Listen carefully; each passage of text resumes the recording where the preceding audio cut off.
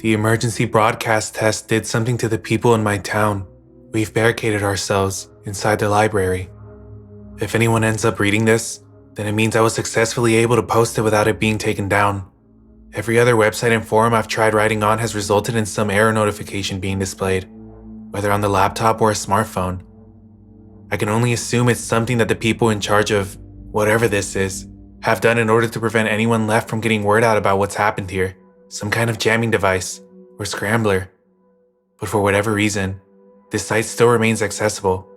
And so, I'm posting this here, in a place that I don't think they'll ever check, because someone needs to know the truth. I'm pretty sure everyone knows about the test of the emergency broadcast system that happened earlier today. It was all over the internet and the news yesterday. According to the smiling anchorman on our local channel, it would happen at around 12:20 in the afternoon and last for about half an hour, broadcasting on the television, radio, and to every cell phone turned on at the time. The town I live in, whose name I don't care to write, in case anyone monitoring the internet is using a trolling program, searching for specific names or phrases, only has a population of about 1,500 people. Because it's such a small and tight-knit community, conversations about the announcement began spreading like wildfire. Didn't they already do a test of the system less than 3 years ago? Old Miss Kravitz asked the cashier at the grocery store while I stood in line behind her, with a frozen pizza in my hands. I think I read something about how they're required to perform the test every 3 to 4 years, Lorna, she replied as she patiently waited for the elderly woman to finish writing out the check for her purchases. Later that night, after my parents had gone to bed, I gorged myself on the remaining slices of pizza and watched reruns of I Love Lucy. I got a text from my friend Aubrey. "If I have to hear about this stupid test one more time, I think I'll scream," it said. I let out a small chuckle and typed back, "Yeah, you'd think with all the commotion over town that we're about to end up in the 21st century version of the Cuban Missile Crisis or something." After a few minutes, my phone vibrated in reply. "LOL, no joke.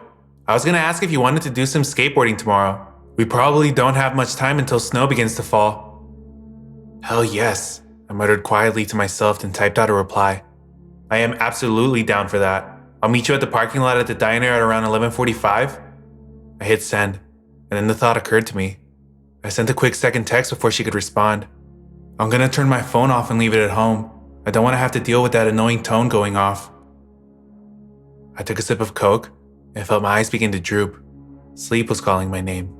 My phone buzzed. "Good idea. I'll do the same. Gonna hit the sack. Catch you tomorrow." After bidding her goodnight as well, I held down the power button on the phone, the Samsung logo briefly showing before going to black. I reached for the remote and shut the TV off, dumping my dishes into the sink before heading upstairs. Tossing the powered down phone onto my desk, I set my alarm clock for 10 before climbing into bed and quickly falling into a deep and dreamless sleep. In retrospect, turning off our phones and leaving them at home is probably what ended up saving our lives. At least, sparing us that horrible initial fate. Anyways, in the morning, I quickly told my parents where I was heading, and after promising them I'd be safe, I grabbed my skateboard, house keys, and jacket, then headed out the front door. The chilly fall air smacked me in the face as I let gravity pull me down the residential streets towards downtown. Behind me, the Rocky Mountains rose imposingly into the sky, seeming like the turrets of a castle fortress. There's been a rumor going for close to 40 plus years that horror writer Dean Koontz once visited here in the late 70s and ended up basing the fictional town of Snowfield on it for his novel Phantoms. I think it's a load of bullshit, though I can't deny that our town looks very similar to what the book described, so who knows. Looking left and right to watch out for any cars or trucks, I entered the town proper and made a beeline for the diner. Aubrey was leaning against the steps which led to the front door. "You're 5 minutes late, you know," she said jokingly, checking the watch on her wrist. "If I'd waited any longer, I would have had to organize a search party." I rolled my eyes at the lame joke and chuckled. "Bite me," I retorted good-naturedly, causing her to let out a laugh. "No thanks. I don't think I'd like the taste of you." This time, a full-blown laugh burst out of me, which set her off more. After a few seconds, we got control of ourselves again and straightened up. "So where do you want to go skate?"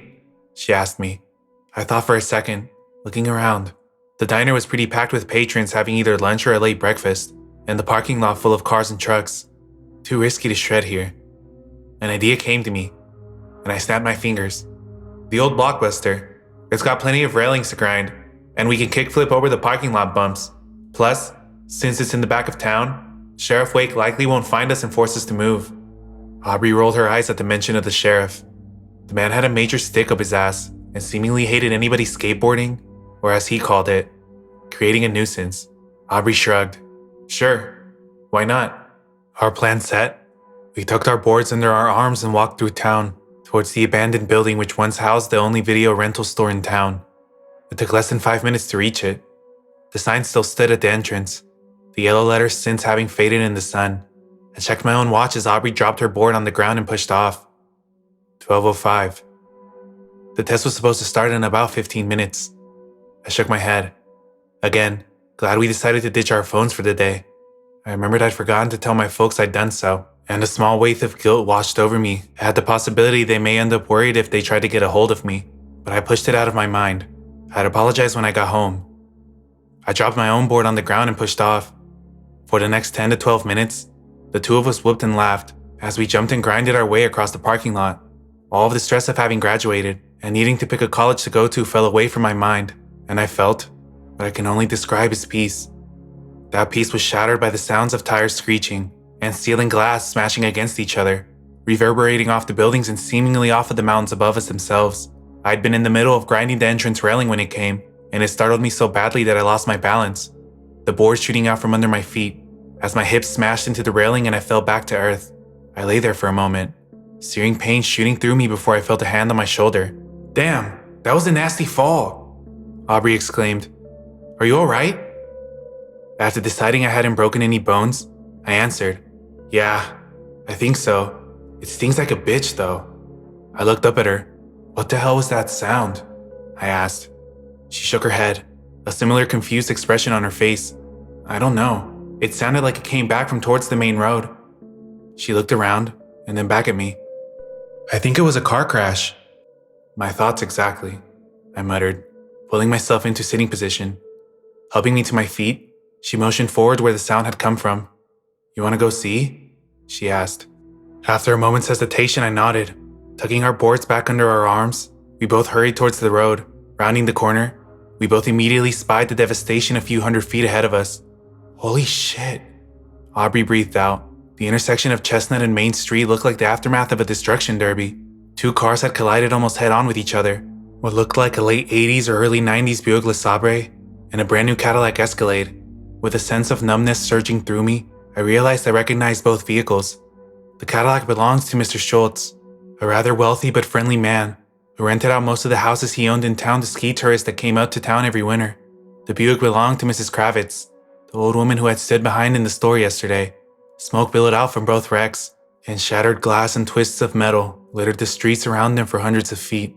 Oh my God, I said softly, echoing my friend's sentiments. We both exchanged a glance with each other, and then began running towards the incident.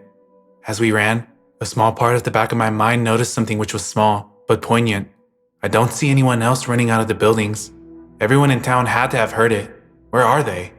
The train of thought was ripped away from me as we both skidded to a stop at the sight of the driver's door of the Cadillac being kicked open.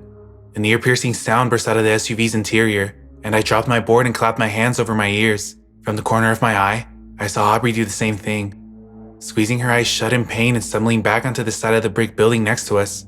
Even through my hands, I could still hear the sound, though it was slightly muffled.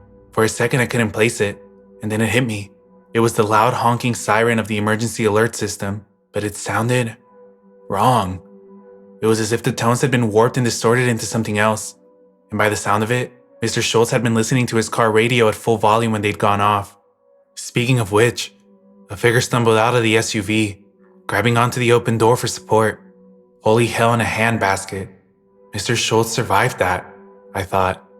I swung my gaze over to the Buick, squinting through the spiderweb of cracks that had become the windshield. I saw a small hint of movement. Then I saw Mrs. Kravitz lean back in her seat. She must have gashed her head open pretty badly, because her forehead was covered in blood. Keeping my hands over my ears to dull the still shrieking tone, I turned and got as close to Aubrey as I could so she could hear me through her hands and over the noise. We've got to try and help them, I shouted as loud as I could. I could tell she understood me as she nodded after a second. Then she looked back towards the wreck, and a look flashed across her face, a look I can still remember perfectly. First, confusion, and then a clear expression of renewed horror. I felt a shiver shoot up my spine, and spun back around to look at what she'd seen. I truly wish I hadn't. Mr. Schultz was no longer in his car. Instead, he'd ran around to the driver's side of the Buick. For a split second, I thought it was to help her, until the screaming began. I didn't realize that an elderly woman could scream so high and shrill. The busted windshield prevented me from seeing exactly what Mr. Schultz was doing to Mrs. Kravitz, but it didn't prevent me from seeing the fountain of blood which spurted out and coated the inside of the glass like paint. The sight shocked me so much that I took my hands away from my ears to clamp them over my mouth to keep from screaming. It was then that I noticed that the tone had stopped screeching, and silence had again settled over the town, but only for a few seconds. The sounds that sprang up seemingly all over town were almost somehow worse than the tone. They were the sounds of screaming. Yells and shrieks came from every conceivable direction, what I can only assume is what the depths of hell itself sounds like. It was as if everyone in town were being brutally murdered at the exact same time, almost as if it were a trigger. Mr. Schultz snapped his head around where he had been leaning into the car, and I saw that his eyes had completely gone red. It was as if the capillaries in his eyes had burst. He reached back into the car and pulled something out. With a sickening churn of my stomach, I saw it was a sharp and broken glass, one edge dripping with fresh blood on it. Without even looking in our direction, he took off back towards the heart of downtown in a sprint, almost in the manner of a child rushing to join the frolicking and fun of his friends at an amusement park. For a few moments, neither of us said anything, simply standing there in dumbstruck horror, like deer in the headlights. Finally, Aubrey spoke up, her voice shaky. "What the absolute fuck just happened?" she managed out. I could only shake my head, the cries of terror and what almost sounded like rage still coming from around the corner. She spoke again. He killed her. Mrs. Kravitz. He butchered her like a cow in the slaughterhouse. Eddie, what the fuck?"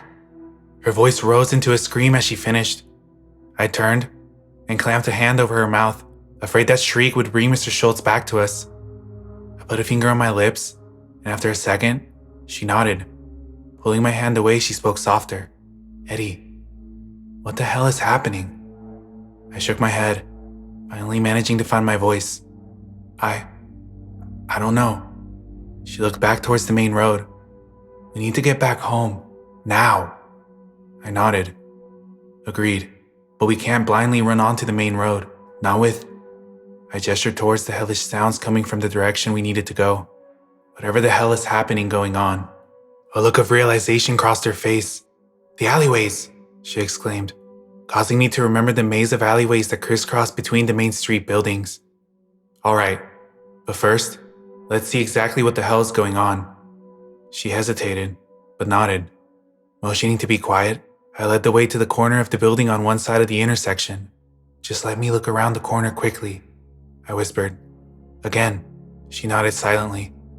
Taking a deep breath, I peered around the corner onto the main street. If I hadn't already been in shock, I don't think I would have been able to keep from screaming at the grisly sight that awaited me. It was like the scene out of a horror movie. People were dashing around from building to building, clutching all sorts of things. Crutches, kitchen knives. There was even one man wielding what looked like an old sword, which had hung inside the antique shop. That wasn't the horrifying sight. There were dozens of bodies littering Main Street. It seemed like people had dashed out of everywhere. The diner, grocery and hardware store, and more. Blood pooled around their still forms. Still others, some holding their arms or stomachs to stop bleeding, were attempting to run away from those wielding weapons. They didn't seem to make it far though, as they were overwhelmed by the others. They all shouted and screamed, in what seemed like a total and complete rage as they chased them down. "Fuck me," was all I could whisper out. I pulled my head back, and the look on my face must have told Aubrey all she needed to know. Her face had gone pale as a sheet. "That bad?" she asked. I just nodded. I could see the cogs turning in her head. "Okay, we stick to the plan. We use the alleys, get through downtown, and get back to our houses." I felt a wave of gratitude pass over me.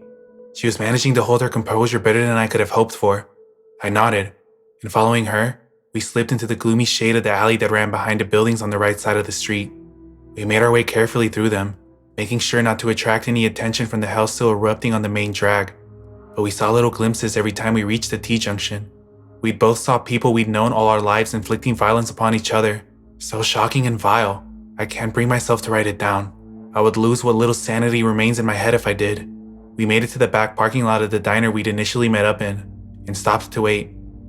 The sound of gunshots blasting out caused us both to freeze and duck back into the alley to hide, and not a moment too soon either, because we saw the sheriff's Ford Explorer fly down the road.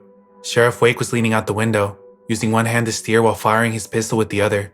I only saw his face for a moment, but it was enough to see the same crazed look there as the others had. The sound of the roaring engine faded, along with the gunshots after a few seconds, but we could still hear the screeching tires echoing over all the other chaos. Aubrey turned to look at me, an almost hopeless look on her face. "Eddie, what the hell do we do?" she asked weakly. I knelt and thought hard and fast. We can't stay outside much longer. We stay out here, we're dead. We need to find shelter, at least for a little while. I spoke. We need to find a place to lie low for a little while, until we know we can make it back safe to the other side of town. Her face turned into a mask of panic. But what about our parents? I felt a knot tie itself in my stomach. The thought of my mom and dad caught up in this hell without any way of getting a hold of me, threatening to overwhelm me. But I kept as level ahead as I could. We're not going to be able to help them if we both end up like the others, I said as calmly as possible. There's too many people all over the place to avoid all the way back. We need to find some place not many people would have been at, and hunker down until we think it's safe enough to keep going. She looked like she wanted to argue, but nodded after a few moments. The library, she said simply. Not many people besides the adults go there anymore. It's right on the other side of this building. She pointed at the brick apartments that made up the far side of the alley. I nodded. Okay, let's wait a second, then go. She nodded. After not seeing anyone for a minute, we began moving from car to car in the parking lot, using them as cover to reach the street. I looked towards the diner. The inside of the windows, I could see were splattered in blood, evidence of the slaughter that must have taken place inside. I also noticed with a vague air of surprise that the ground in the diner's parking lot seemed to be littered with smartphones. The screens for many were still lit up, and as I stepped over one, I glanced down to see the notice flashing up at me. Test alert. This is a test of the National Wireless Emergency Alert System. No action is needed. As I read it, the sound snapped my head up. It was the sound of static from a radio coming from a few cars up. Sharing a look of panic with Aubrey, and convinced the sound would draw unwanted attention our way, we hurried down the line towards the sound. It was coming from a red Jeep Wrangler, one which I recognized belonged to Mr. and Mrs. Nolt, two survivalists who lived farther up in the mountains, but came down into town to buy supplies, and sometimes eat at the diner. Scrambling to the passenger door, I yanked on the handle, praying for it to be unlocked. The door mercifully opened, and with the last look around, I practically flew into the passenger seat. The crackling sound was coming from an old CB radio mounted under the dash, and I reached out to shut it off. That's when the crackling static changed to a smooth sound of a man's voice. "Sir, all entrance and exits to the town have been cordoned off, and sentries placed to make sure no one enters or leaves. The satellite feed should be up in about 30 minutes, and the jammer will be up in 10.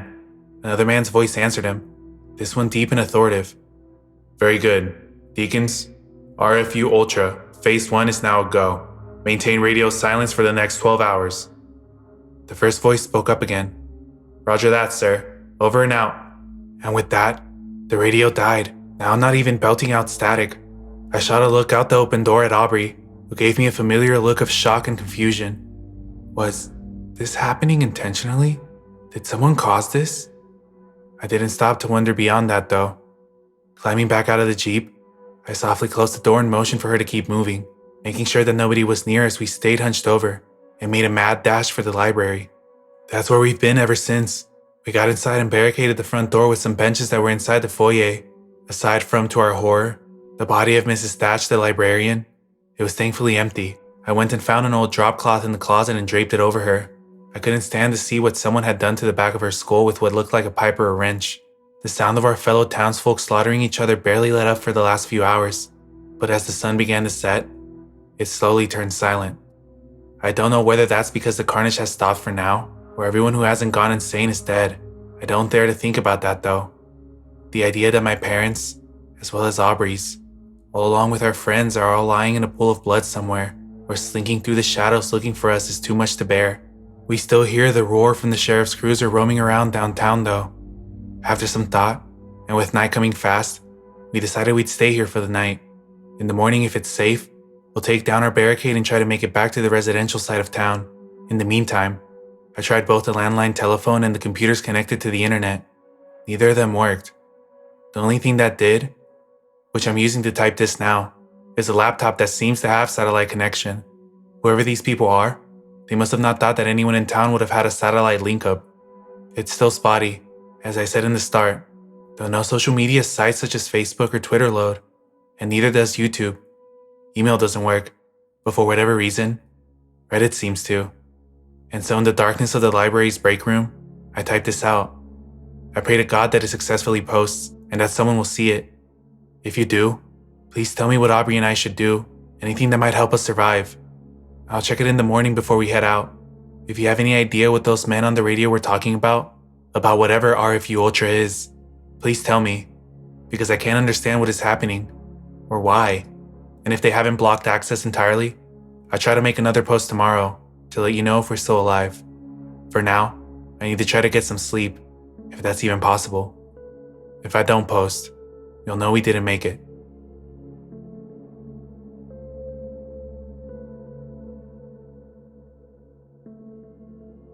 Well, we're still alive. For now anyways.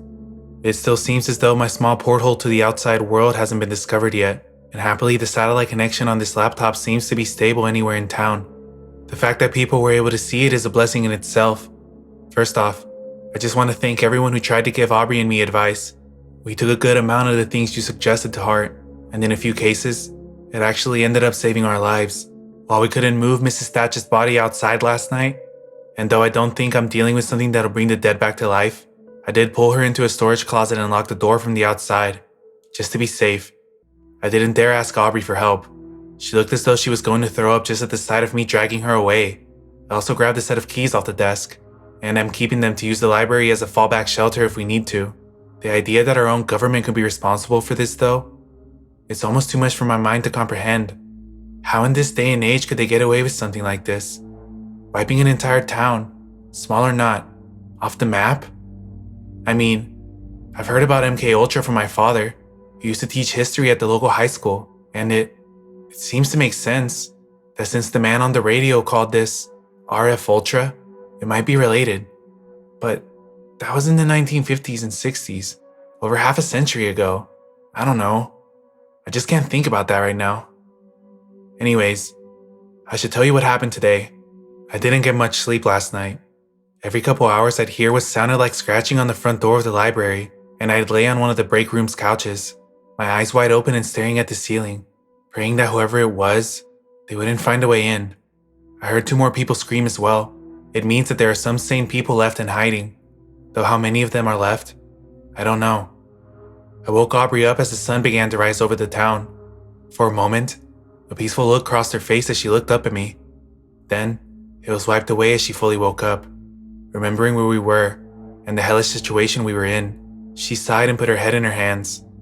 I hoped to God that it was nothing more than a nightmare I had, she said softly. I sat down beside her, pulling her into my arms and giving her a hug. I wish it was too, I confessed. After we were both fully awake, we checked the library for food and supplies. In the gathering dark last night, we hadn't been able to scout out much, but thankfully there were a couple of vending machines in the entrance hall of the library. One of the keys on the ring unlocked them, and we were able to pull some bottles of water and candy bars for breakfast. As we ate them, and the sun rose higher in the sky, we spoke about what to do. I gently broached the subject as one of you had suggested, of us simply hiding out in the library for a few days to be safe, but she immediately shut it down. Eddie, I'm not leaving my parents out there. She cut herself off, looking down at the ground before finishing. I need to know if they're okay or not. I sighed. As much as I knew it may be foolish, I too wanted to know if my parents were alive. Dead or worse. Okay, we'll go look. But we are not splitting up. We'll go check your house first, and after, we'll head uphill to mine. I looked around. We can't go there unarmed though. We need something to defend ourselves. After a few minutes of searching, we found a paper cutter in the back office, which after unscrewing a bolt, gave us a very formidable weapon. Aubrey also found the silver letter opener, which she slid into the front pocket of her jeans, and sliding the laptop I used into a carrying case and slinging it over my shoulder. The 2 of us moved to the barricaded front door, and as quietly as we could, pulled the benches away. I checked my watch. The time read just after 11. Almost 24 hours have passed since the entire insanity began, and yet, it felt more like an eternity. "You ready?" I whispered. Aubrey nodded, and with a final deep breath, we reached up slowly and turned the brass doorknob. The sun streamed through the open doorway, blinding us for a moment. I blinked my eyes rapidly to get them to adjust. Aside from the overturned trash can across the street, it was not only deserted, but could easily have passed for any normal day. But that was a deadly deceptive appearance. Moving quickly, we stepped onto the steps and locked the library doors behind us, sliding the keys into my jacket pocket. I motioned for her to stay low and pointed across the street to where the alley continued. We'd have to traverse another 2 or 3 blocks before the road began to slope back up to the houses, condominiums, and at the very top, the bottom of the ski lifts. Sure that nobody was near us, we dashed for the alley. Slipping into the darkness, we caught our breath for a second. Well, we've made it 50 feet out of the building without being swarmed or even spotted yet. I half hoped that the affected, which is what I'd begun to think of them, as in order to try to mentally detach myself in order to not break down, had ended up turning on each other when there were no more victims easily reachable. Keeping that hope in my mind, I led the way through the first alley. As we reached the T-junction, something dripped onto the back of my neck. Reaching my hand back, I pulled away to see my fingers had turned crimson. I froze, then swallowed hard and looked up. The building the alley ran between had the hardware store and the flower shop to our left, and a storage warehouse on the right. We stood underneath the stairs of the fire escape, which went up to a 3rd-story window, where somebody laid halfway out of it, face down on the metal landing. Good God. I couldn't tell who it was. They were too high above me, but I knew they were dead. I could see their eyes staring wide open, but unseeing through the grating. "Aubrey, whatever you do, do not look up," I whispered. In any other situation, she would have given me some smart-ass remark about how she hadn't planned on it in the first place. But she didn't. She just stared right ahead and nodded. We continued on until we reached the end of the alley, where we'd need to cross another street to reach the next. The sound of smashing glass and clanging came from around the corner. My heart stopped, and my throat went dry as cotton. Shit. The sound of footsteps rapidly approached the alleyway, and I realized that there were too many for us to take on, even armed. I felt Aubrey tug on my shoulder, and turned to see her motioning to the space underneath the dumpster next to us. "Under there. Hide," she hissed. I didn't dare hesitate. I dropped to my hands and knees, and slid into the narrow and disgusting space, making sure to pull the paper cutter blade under with me. Aubrey rolled under and scooted next to me, not a moment too soon either. We couldn't see any more of them than their feet and legs from where we were, but I counted at least 10 or 15 of them, all walking in a group. They didn't speak a word to each other, though a few of them seemed to mumble incoherently from time to time. They passed by our hiding spot, thankfully not seeming to have taken any notice of us. One thing made me feel like I was going to vomit, however. One of them had been dragging something behind them, or should I say, someone I knew. It was Jeff Bailey, one of the running backs from the high school football team. His arms skirted along the ground behind him, his class ring pinging off the asphalt from time to time, an arrow stuck out from his head. Someone had shot him with a bow. I felt a small tremor behind me, and turned my head to see Aubrey silently crying at the sight. Jeff had been a decent guy. We waited a few minutes to make sure they wouldn't come back, as well as Aubrey to compose herself, then scooted out from our hiding spot, brushing off the dirt and debris stuck to my jacket and pants. I cautiously approached the alley entrance. I didn't see hide or hair of the passing group. They must have turned onto the main road. I jerked my head to signal Aubrey to follow me. Together, we silently ran across the street. There was only a single block left before the houses began. We made our way past the back entrances to the bakery and post office. That was when I froze, seeing the symbol on the half-back open door to my right, the sheriff's department. I knew we needed to keep moving. Waiting too long out in the open, even in the alley, was a chance we could be spotted. But the idea of being able to get a gun was appealing. After all, the blade and letter opener may help us against 1 or 2 of the affected, but if we were spotted by a group like the one we saw a minute ago, we were screwed and tattooed. My decision was made. Motioning for Aubrey to come over, I slowly pulled the half-open door back, looking inside. The back room was covered in shadows, making it hard to see anything. "Eddie, what are you doing?" I heard Aubrey whisper behind me. I put a finger to my lips, and she mercifully fell silent again. There didn't appear to be anyone in the room. Beckoning to her, I slid inside. After a hesitant moment, she followed. We found ourselves inside the record room. Tall filing cabinets rose up on either side of us, leading to a single door on the left which led out to the main office. At the other end of the room was a door. The white lettering read, "Armory. Keep locked at all times." Moving quickly towards it, I tried the handle. It wouldn't budge at all. I swore under my breath. Great. I'm pretty damn sure I know who has the keys too. Heading back the other way, I reached for the handle of the door to the office. This one turned and I slowly opened it. A single flickering fluorescent bulb lit overhead. Ahead though, I could see sunlight streaming through another open door. The two of us moved through the dimly lit room, which I could see housed 2 jail cells that mercifully appeared to be empty, and approached the open door. Taking a deep breath, I stuck just the top of my head around the corner. A pair of eyes almost level with mine nearly caused my heart to stop. I scrambled back in a panic, falling over my own legs and onto the carpeted floor. Aubrey looked terrified. What? She hissed. Not answering her, I flew back to my feet, picking up the paper cutter arm and raising it over my head. I was sure the affected those eyes belonged to would rush into the room at any moment. The tension in the air was so thick you could have cut it with a knife, but nobody appeared in the doorway. After a few minutes, I lowered the blade again and moved towards the door, this time with Aubrey literally peering over my shoulder. Together we looked around the door frame. Fucking hell. She moaned out weakly as we spied who the eyes belonged to, and turned away, sounding like she was going to throw up the candy and water we'd had earlier. It was the sheriff's deputy, Deputy Thorne. Unlike Sheriff Wake, he hadn't been a giant pain in the ass, and seemed to try and cut the kids and teenagers in the town a break whenever they would get into trouble. It had been thanks to him that I had avoided juvie a few years ago, when I'd been caught graffitiing the back of the high school as a part of a dare. I'd actually liked him. Unfortunately, it looked as though he'd been the first victim of the sheriff. His eyes were wide and glassy, his mouth wrenched open in a silent scream of horror as he sat slouched in the swiveled chair behind his desk. What looked like a large hunting knife stuck out of his stomach, and it looked as though he'd been stabbed a hell of a lot.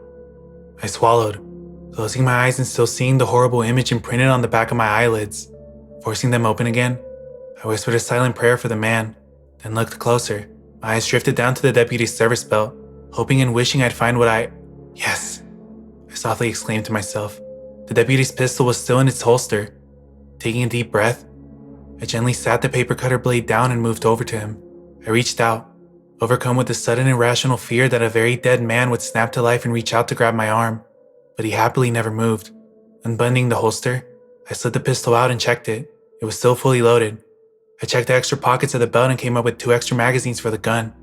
Now we have a much better chance of surviving this, at least for a little while longer. The sound of tires screeching snapped me out of my thoughts. It had come from outside the front of the station, beyond the double glass doors. A hand fell across my shoulder, and I nearly had a second heart attack, spinning around to see Aubrey's panicked face a few inches from mine. We need to go right now. I didn't argue, tucking the pistol into the waistband of my jeans and picking up the blade. I followed her rapidly back out the cell room into the filing room. Behind us, I heard the sound of screeching tires again, followed by the sounds of a car door opening and slamming shut. Fuck. It's the sheriff. I quickly closed the door to the filing room shut, then fell out into the alley behind Aubrey, pulling that door shut as well. With it securely closed, we crouched down behind some garbage cans and waited. There was silence for a time, and then the pounding sound of footsteps came from behind the closed door. Keys jangled, and the sound of the door being unlocked could be heard. Oh hell. I know where he's going, I thought, but this was our chance to make a break for it. Come on, we need to go while we can, I whispered to her, then moved as quickly and quietly as I could towards the final alley entrance. Beyond it, I could see the first row of houses that signaled the change from downtown to the residential area. Stopping at the corner, I risked a glance around. To the right, I could see the sheriff's Explorer parked haphazardly in front of the station. The driver's door hung wide open, and the motor still rumbled quietly in the still air. To the left, the street appeared to be deserted. I saw the body of a middle-aged woman I couldn't recognize lying in the middle of the street. Bags of spilled groceries sprawled on the ground around her. The way ahead to the first house was clear. Okay, we're gonna run across the street to that first house there, I said, pointing at the single-story ranch house. Aubrey squinted. You mean the Damones? She asked. I looked again, spying the name on the mailbox. Yeah, the Damones. We're going to try to stick to the backyards and sides of the houses, using them as cover. Your house is only 2.5 blocks away. We don't stop for anything. We just head straight there. Sound like a plan? She looked at me, biting her lip before nodding. Yeah, a plan, she said simply. I could tell she was thinking about her parents. Mr. and Mrs. Carmody were both decent, hardworking people, who I liked as much as I liked Aubrey. I hoped that somehow they were still alive, but this wasn't the time to think about that.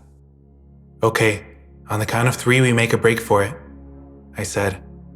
I held up 3 fingers, then slowly lowered them one by one. The second that last finger dropped, the 2 of us began sprinting across the slab of black pavement that separated us from the sanctuary of the houses. That was when someone else came sprinting around the corner to our right.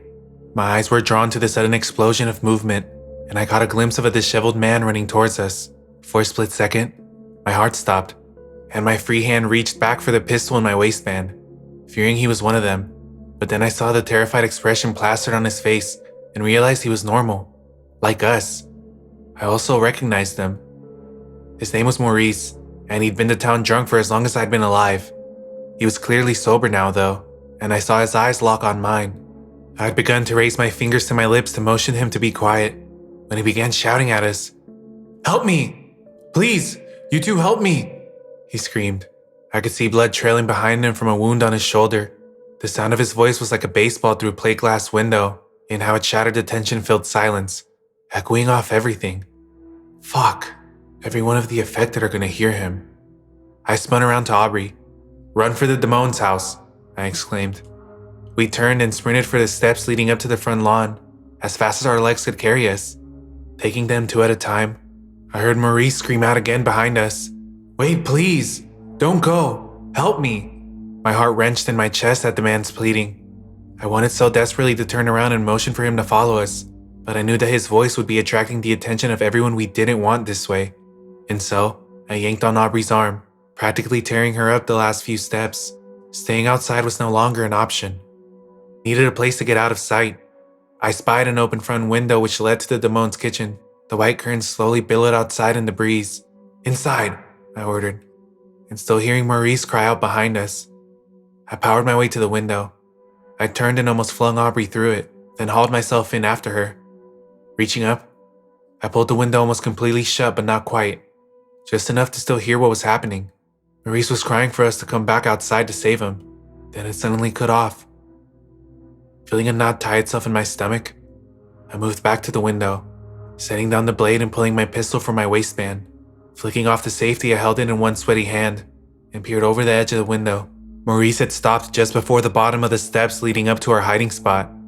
He had turned around, facing towards the other side of the street, where the sheriff now stood, half in, half out of the open door of the sheriff's office.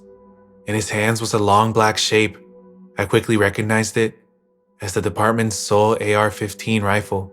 My heart fluttered in my chest. Against that, the pistol in my hand was practically a damn pea shooter. For a few moments, the scene in the street stayed frozen, as if someone had hit pause on a movie. Then I saw the crazed look on the sheriff's face intensify, his lips curling back into a snarl. Maurice let out a shrill scream and turned, beginning to run down the street towards the opposite end. For a man who drank himself into a blackout every night, he was fast, but not nearly fast enough. I saw the sheriff move quickly to the hood of his cruiser. Using the hood as a stabilizer, he aimed the rifle at the retreating man's back. Not even a second later, the stabbing sound of a gunshot rang out. I heard Maurice let out a yelp and swung my gaze back to him. He had fallen to the ground, clutching his left leg. A small pool of blood was forming around him. I realized with this dull sense of horror that the sheriff had intentionally aimed for a wounding shot instead of a killing one. The reason why became clear a moment later. I heard the sound of the car door slam shut and swung my gaze back to see the cruiser fly backwards, turning to face the man. A moment later, the lights and sirens sprang to life, and I saw a look of horror flow over Maurice's face as he realized what was about to happen. I know I had a similar look on my own face. The tires squealed, and the cruiser leapt forward, accelerating rapidly. I saw it close the distance to Maurice, heard him scream out, but I turned away before I could see the impact. I heard it though. The dull thunk could be heard even over the blare of the siren. I gritted my teeth and spared to look out the window again. I truly wish I hadn't. The cruiser was reversing back over the now crumpled form of a man. I looked away again, focusing on the other end of the block. There was a group of affected rounding the corner, sprinting towards the carnage unfolding opposite them. I counted at least 20 or 30, realizing this was a chance to study them. To see if I could figure out anything by watching them, I stayed crouched by the windowsill. I heard Aubrey whisper something behind me, but I was too focused to hear. The group appeared to be all age ranges. I saw full-grown adults as well as teenagers, even one or two elderly folk who dragged their walking sticks behind them. What churned my stomach, however, was seeing the kids. There were what looked like 3 or 4 of them as young as 12, sprinting among the group holding things like knitting needles and knives. Good fucking lord. Aubrey's hand fell on my shoulder and she spoke out again. Now I did focus on what she said. What? I whispered to her. Her eyes sad and full of sympathy, something I didn't understand. Eddie, turn away, please. Don't look, she said gently. I saw the look in her eyes again, and I suddenly felt as if a claw had clenched itself around my heart. She'd seen something in the group I hadn't. She'd seen? No. Oh God, please no. I turned, hearing her tell me again not to look, but I didn't listen to her. I couldn't. I gazed back out the window at the now passing mob. They were close enough that I could see people I knew. Michael from her graduating class, Kelly, who I'd had a crush on since freshman year of high school, Mr. Oliver, the kindly Italian man who ran the deli and gave us free sandwiches, so many others. And almost in the middle of the pack stood someone I knew all too well. A tall woman, platinum blonde hair now dirty and streaked with blood. The entire front of her was streaked with blood, all of which was certainly not hers. Behind her blood-filled eyes, I could barely see small spots of blue which remained. The lips which had once kissed me goodnight as a child, now pulled back in an insane sneer. In her right hand was my father's hunting knife. Its blade looked almost rusted by the amount of blood covering it. My breath came in short, ragged gasps of tears threatening to pour out of my eyes. Mom. The pack of affected, my mother among them, sprinted past the house we hid in, flowing around the sheriff's cruiser like a stream around a rock before stopping. Realizing there was nothing left for them to attack, they turned and hurried away looking for more targets. A moment later, the cruiser peeled out, also disappearing, and leaving Maurice's crumpled and shattered body lying in the road. I turned away, sliding onto the vinyl kitchen floor. Tears now flowed freely from my eyes, and I felt my heart shatter inside of my chest. I stayed as quiet as I could, knowing sobbing could bring the horde back our way, but I couldn't stop crying. I felt Aubrey slide down beside me and put her arms around me. For a moment, I attempted to pull away, then folded into her. We huddled like that for a long while. Finally, she pulled back and wiped some tears from my eyes. I'm sorry, Eddie, she said softly. I used the sleeve of my jacket to wipe the rest away, trying to get control over myself. I'm so sorry. I breathed in deep, letting out a choked breath as images of my mother murdering my father in an insane rage refused to stop replaying in my mind. But I knew I couldn't grieve long. We had to keep moving. I simply nodded at her, finding my voice and praying it sounded as stable as I imagined it. The only thing that matters now is making it to your house and finding your parents. She nodded, then stood up and held out her hand to me. I reached out and took it, allowing her to pull me to my feet. I tucked the pistol back into my waistband, then picked up the paper cutter blade. Let's go then, I said. Together, we moved quietly through the Demones. Thankfully, it seemed they'd been out of the house when everything had gone down, because it was empty. Opening the back door, we slid out into the backyard. Keeping as low a profile as we could, we began to move from house to house, heading in the direction of Aubrey's. As we darted from street to street, we passed by more bodies, showing that this side of town hadn't been saved from the slaughter. But the numbness setting in over me seeing my mother as an affected made me not really care. Even when we passed by a man who had been run over by his own lawnmower, I simply stared for a moment. Eventually, we made it to Aubrey's house. That's where we are now as I typed this out. When we arrived, we saw that her parents' Chevy Tahoe was not in the driveway. Aubrey said something about how they needed to go out of town sometime yesterday, but that she didn't know when they left, or if they'd come back before everything had happened. I can tell she's hoping that they're still out of town, unable to get back in. It'd be a better fate than others have. Though I honestly don't know what the people blocking the roads into town would do with the people from here trying to get back in. We decided to stay the night here with dark coming on fast. It's too dangerous to return to the library. And thankfully, due to Mr. and Mrs. Carmody being well, shall we say, affluent, they'd built the inside of their house almost like a fortress. All the doors had steel deadbolts, which all locked, as well as shatterproof glass. We closed all the curtains, then gathered some food, water and 2 sleeping bags from the Carmody's camping closet, and moved into the basement. locking the door behind us. Down here, we found an old ham radio set that Mr. Carmody has as a hobby. Remembering the advice one of you gave me, I turned it on softly, but heard only dead air. I left it on for now just in case. I'm using this time as I type out to charge the laptop. The carrying case has a charging cord in it. I've noticed that even less web pages seem to work now without moving to an error page. One thing I did find has me worried. A few search engines such as Bing still seem to work, except for ones asking if I'd meant somewhere else. That's impossible. This place even used to have its own Wikipedia article, however small. But now, it's all gone. It's as if all trace of it is being erased from the internet. Is that even possible to do? To wipe an entire town from existence, no matter how small? The radio just crackled a moment ago. I heard that same voice speak over it. Sir, RF Ultra Phase 1 is completed. We've managed to calculate a 78.5 success rate in the subjects from the satellite data we've received. Over. The deep voice answered him again. Roger that. Deacons, Phase 1 complete. Phase 2 will commence tomorrow at 1400 hours. The project will last no longer than 59 hours longer. Is that clear? The first voice answered. Roger that, sir. When can we expect our in-house scientists to arrive for analysis gathering and briefing? You'll be receiving them tomorrow at 0800 hours, Sergeant. Until then, continue monitoring all exits, as well as all radio channels. If anyone approaches, affected or not, you are authorized to use lethal force. Over and out. And with that, the radio died again. I can barely begin to make sense of this. I still feel numb from, I can't bring myself to say it again. What I saw, this is beyond fucked up, that it's not funny. We're toys. Specimens in some government or group's fucking science experiment. People I knew and loved are dead. Just because someone wanted to test some likely illegal shit out? Just, what the hell, dude? And what the hell are they even making a fucked up weapon like this for anyways? What sadistic purpose could something like this possibly have? I don't know. I feel exhausted. Mentally and emotionally. I've just been staring at a huge map of town. Thumbtacked to a board behind the radio for the last half hour. There are 3 ways out of town. The main road leading in and out. A dirt access road which leads off to the east. That's only used by the power company and off-roaders.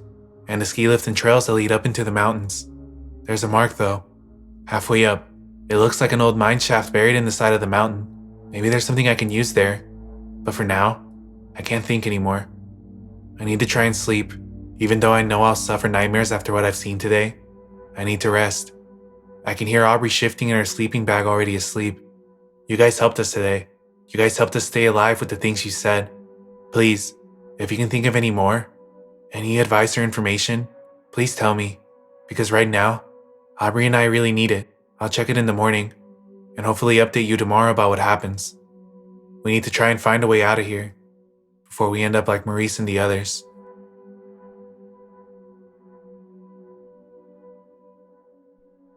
This will be the final post that I make from town.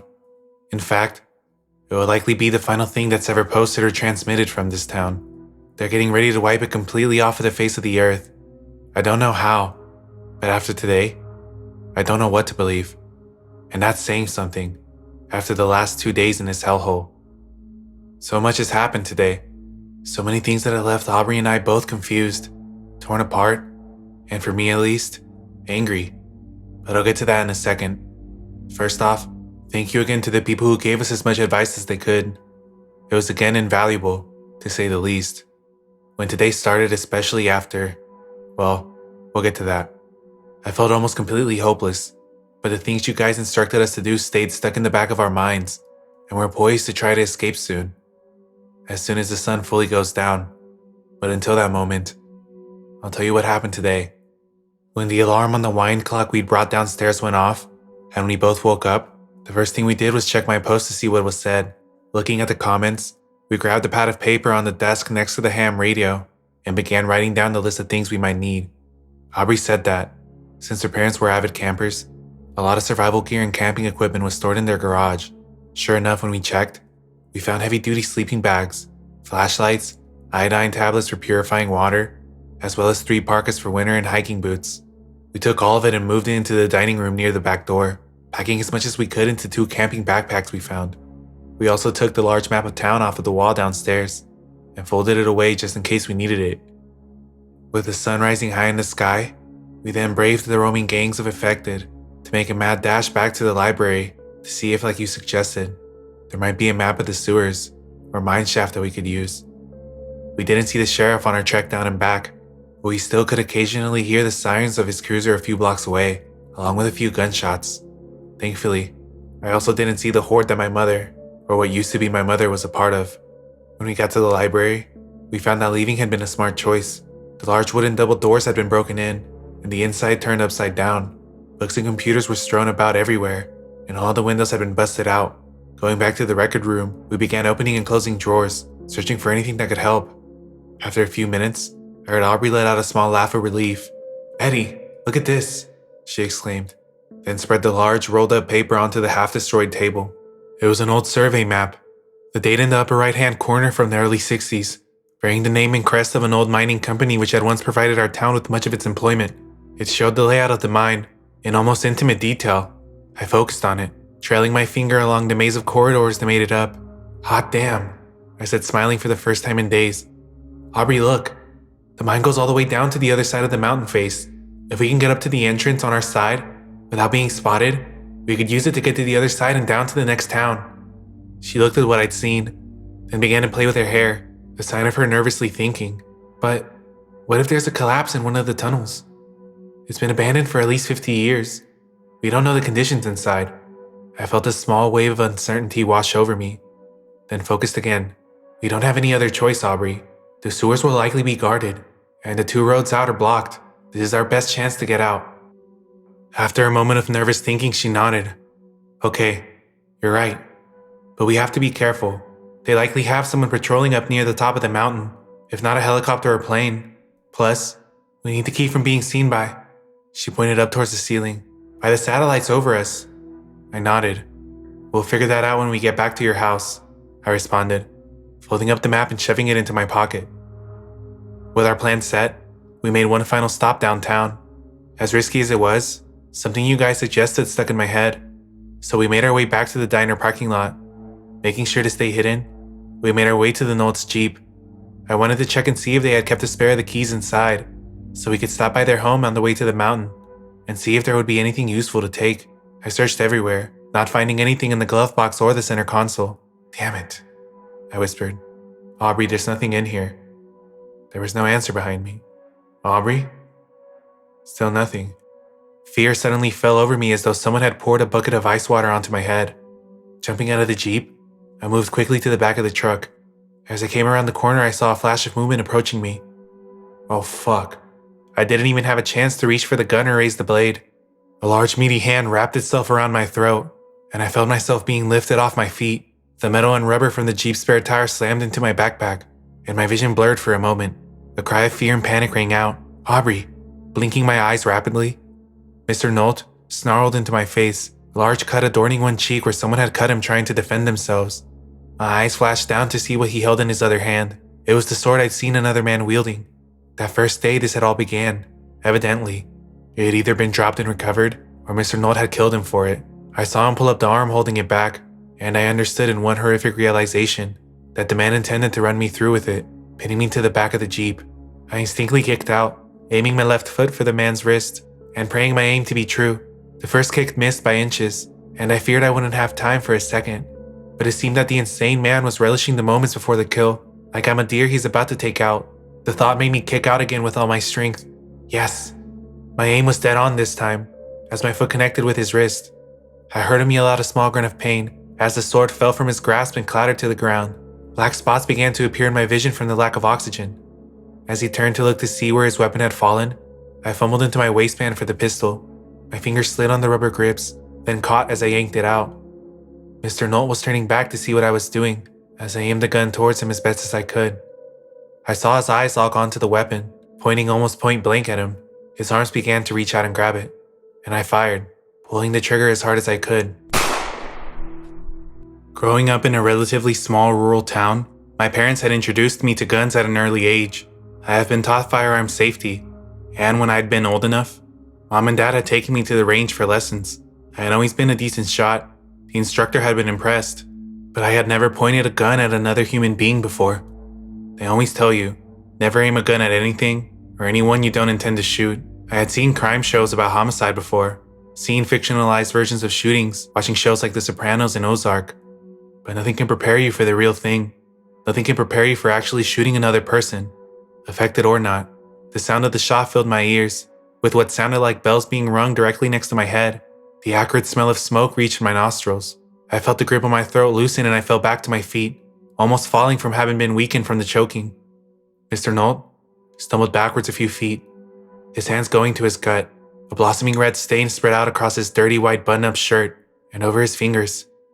He looked up at me, the momentarily surprised expression on his face morphing back into an insane rage. I felt a sense of shock course through me that would have put any ordinary person down. He let out a snarl and took another step towards me. With the space between us though, I had the chance to lift a gun and aim properly.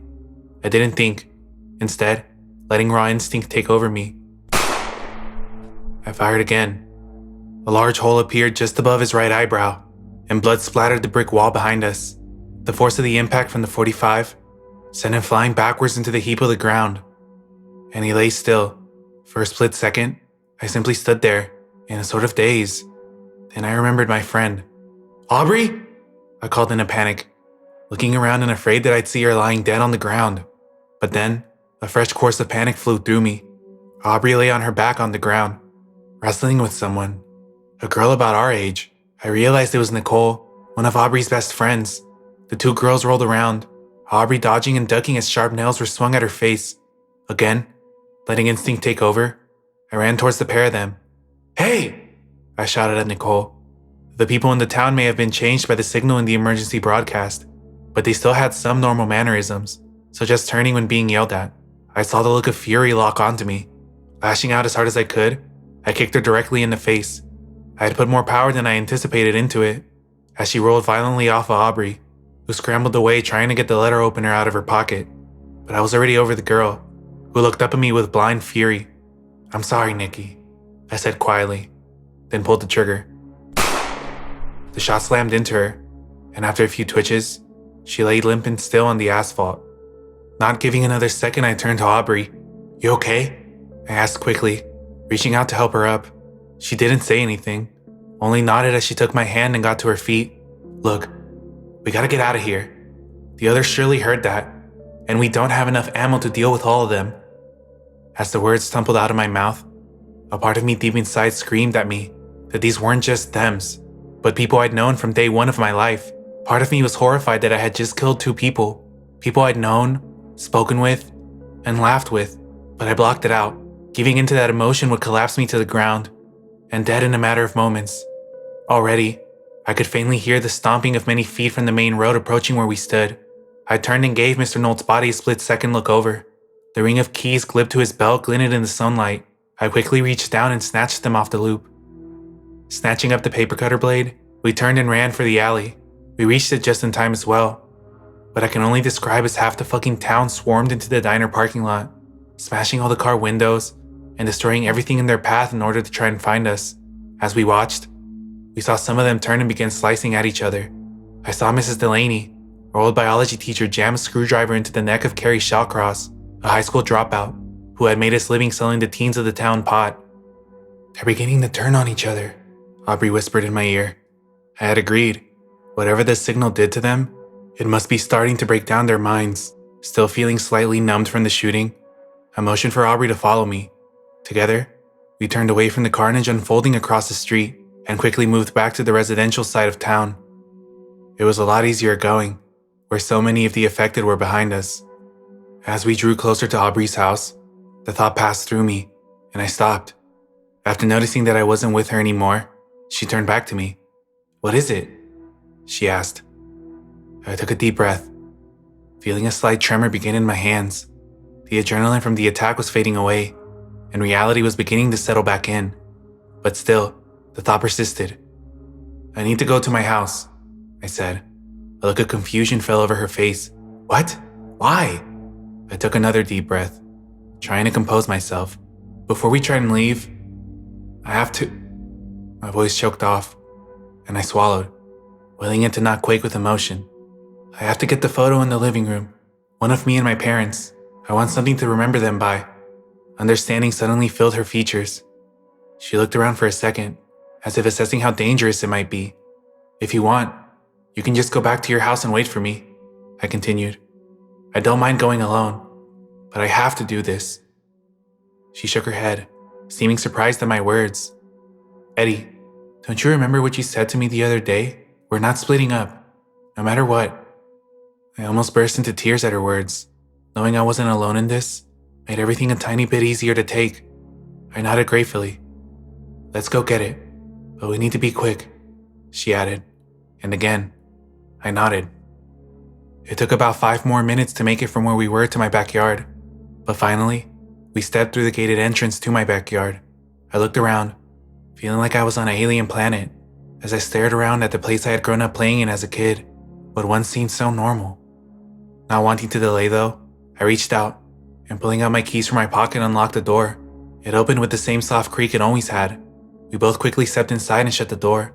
Leading the way through the kitchen, I stepped into the hallway connecting it to the front rooms. The house was silent as a tomb, both in a metaphorical sense and literal. I gripped the paper cutter arm tightly as the front door appeared. It stood slightly open, swinging back and forth in the slight breeze from outside. Taking a deep breath, I turned away from it, to the doorway which led into the living room. I suddenly dropped the blade, it falling to the wood floor with a clatter. The world contracted in my vision, and I felt as though I was experiencing tunnel vision. I couldn't see to the left or right, only straight ahead.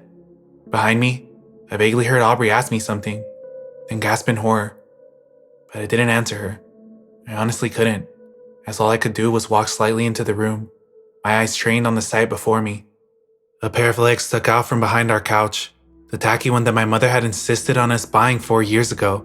The couch was covered with red stains, ones that continued over the top and splashed against the wall behind it, smearing downward and out of sight. Khaki work pants, now stained with blood, were tucked into the tan boots on their feet, the same boots I'd bought as a Christmas present last year. I still remember the pure joy I was filled with when the wrapping had been torn off, and the sentiment about how thoughtful it had been stated. I stared at the legs of my father for what felt like an eternity, not being able to move, not being able to feel anything except emptiness. Then I felt a hand on my shoulder. I turned to find Aubrey staring back at me, tears falling from her eyes. She pulled me into a hug, and for a few seconds, we simply stood like that in the middle of the living room. Finally, she pulled back. She didn't say anything, only nodding at me before stepping back. For that, I was thankful. No words would be able to help right now. Feeling my vision clear, I focused instead on the task at hand, forcing myself not to look at the crumpled form of my father. I saw the photo I'd come for sitting on the coffee table next to my father's lazy boy. It was one we'd taken when we'd gone to the Grand Canyon. The 3 of us posed with big smiles as we waited for the stranger we'd asked to help take our picture. It was the memory of them I had wanted to remember, not this. Crossing to it, I picked it up, then slid open the back of the frame and pulled a photograph from it. Giving it one last look, I folded it and slid it into my pocket. Then, I turned around, and we were no longer alone in the house anymore. Aubrey had been too focused on me to notice the figure stepping in through the open front door. But at my gaze, she turned around, then rapidly backed up towards me, until she stood next to me. The figure stepped into the living room. The platinum blonde hair was now, somehow even dirtier, and more covered with blood than it had yesterday. Blood-filled eyes flickered between the 2 of us, as the hand holding the knife twitched involuntarily. I heard Aubrey let out a gasp. Mom took another step towards us. I felt my heart begin to slam against my chest, tears forming at the corner of my eyes. No. Please. No, not this. Please don't make me do this. I had, in the heat of the moment, been able to kill 2 other people in order to keep me and Aubrey alive.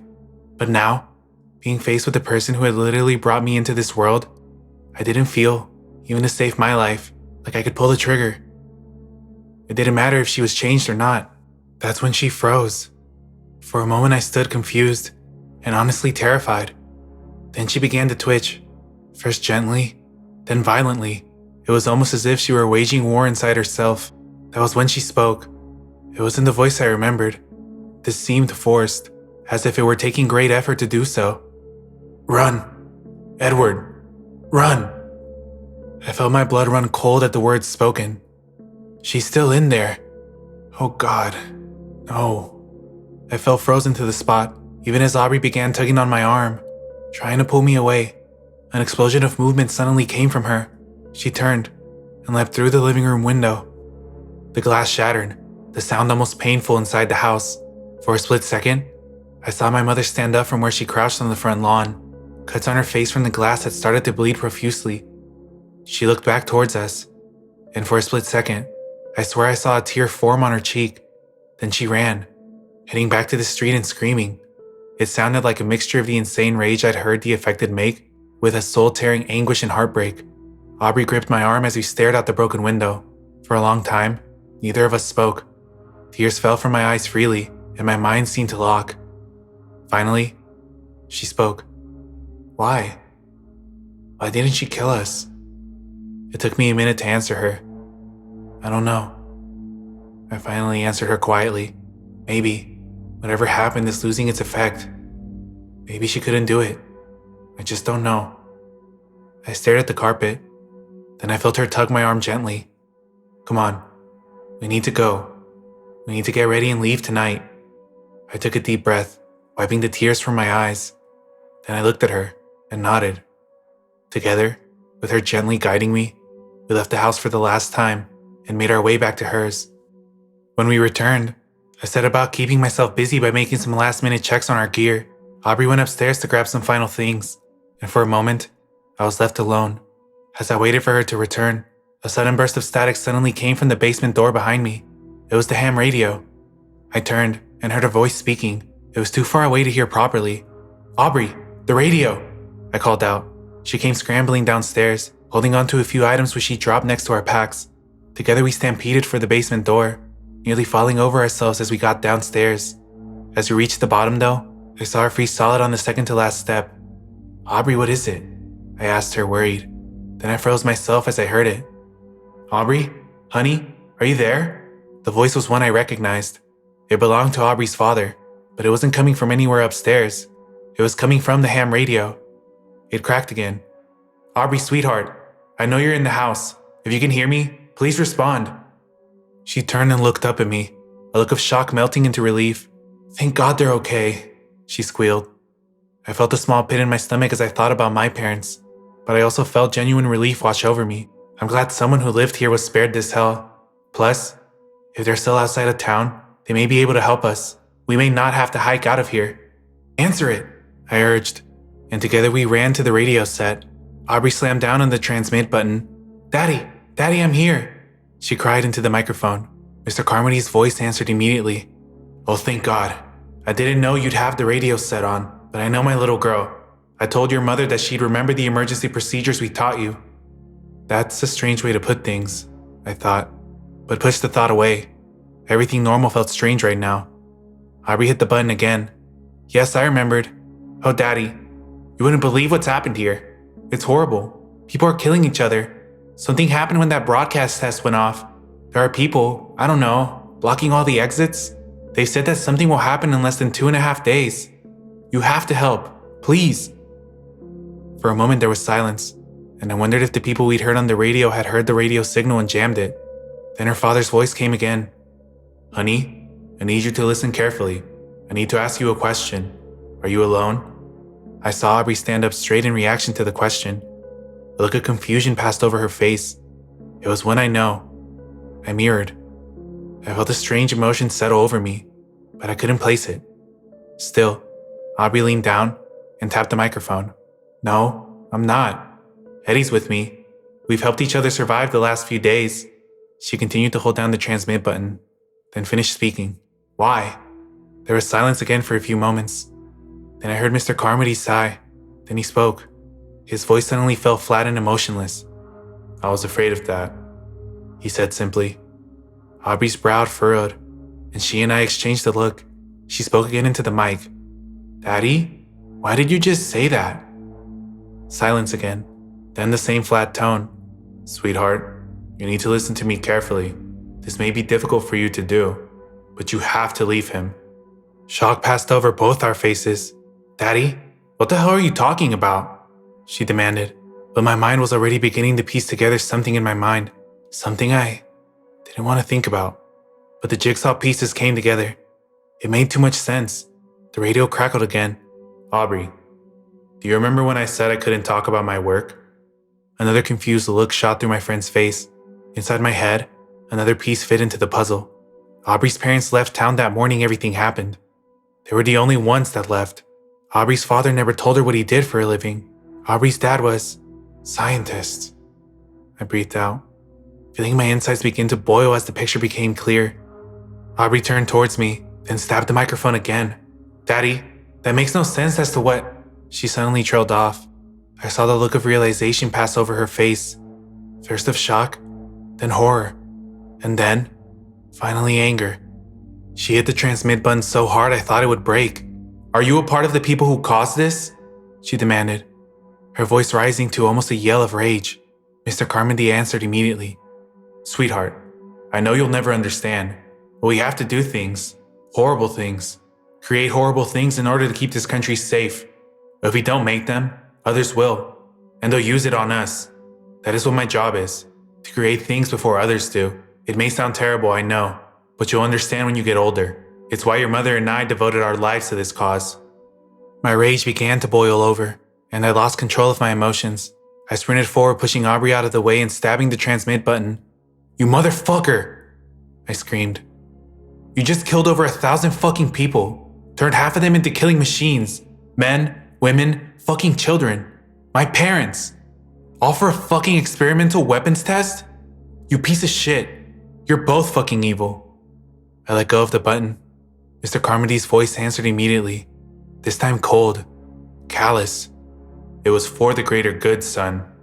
You may never understand it, but some sacrifices have to be made. The few have to suffer and die in order to keep many safe. That's the price we pay.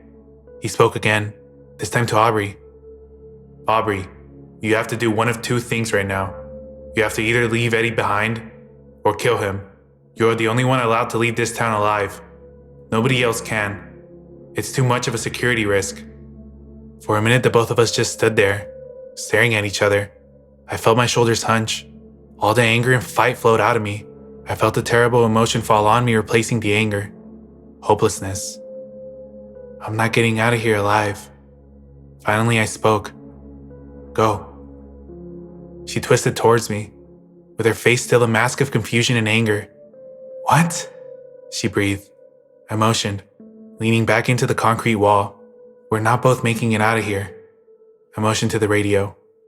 You heard. They'll never let anyone else but you leave alive. I shook my head. I'm not going to condemn you to die here as well. You're my friend. I care about you. I don't want to see you die as well. Just go, and please, don't forget about me, okay? I felt fresh tears fall from my eyes. Accepting you're going to die is something that people always say is never easy. I had planned out my life, going to college, having a family, living a long life, and now it had been taken away from me, as if I had been told I had a terminal illness. But I couldn't be so selfish as to want to have the only person I cared about left alive to die with me. I looked up to see a look of shock on Aubrey's face. Tears were falling from her cheeks. Then they stopped. Her face hardened. Without saying a word to me, she crossed to the radio and hit the transmit button. No. I felt my jaw drop open. What? Mr. Carmody's voice answered immediately. Aubrey, you don't have a choice. Do as I say. She hit the button again. Go to hell, Dad. I'm not leaving him. The radio cracked again, but this time, it wasn't her father that spoke. It was the deep voice of the man in charge, who we'd heard the last 2 days. This is General Brighton. Young lady, I am giving you one final chance. You are ordered to either leave your companion behind, or you will die along with the rest of the town. You have 30 seconds to choose.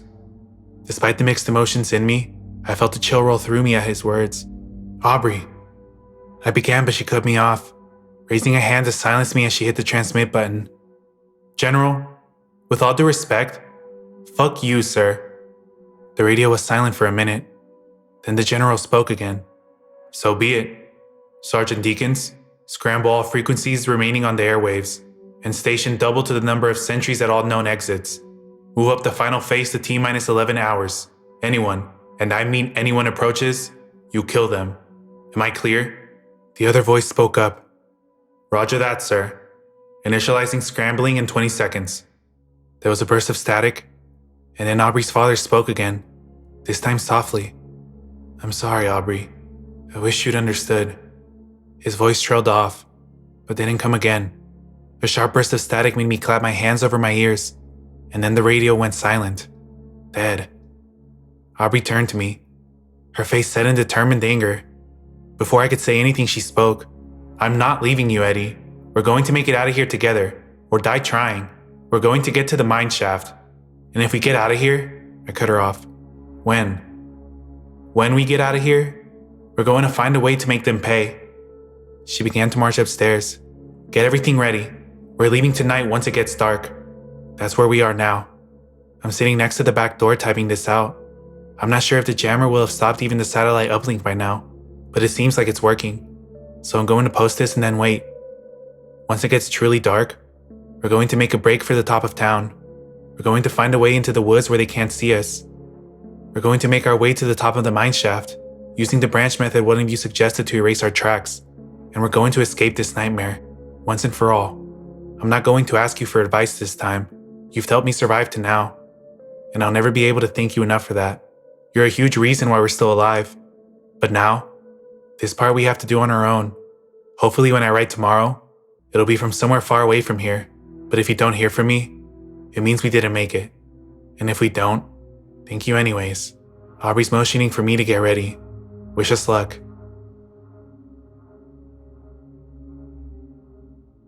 We made it. Even as I type these words out, I can't fully believe them myself. I keep looking around at all the people, normal people.